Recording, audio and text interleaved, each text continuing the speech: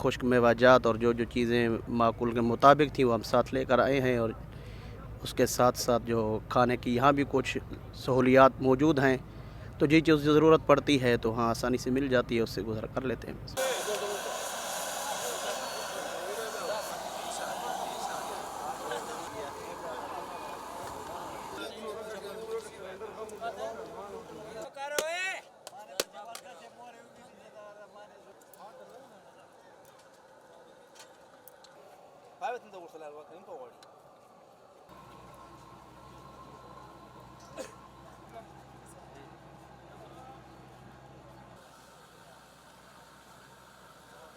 नाश्ता तो किया है, नाश्ते में हलवा और रोटी चावल चाय भी पिया है।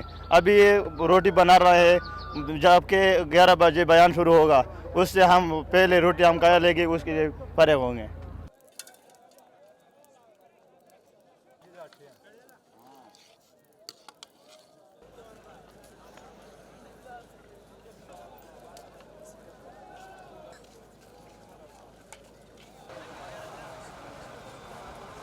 जी नाश्ता हमारे यहाँ साथ साथ कैंटीन है, सादा सूदा नाश्ता जो है हम कर लेते हैं, रात का खाना भी खा लेते हैं।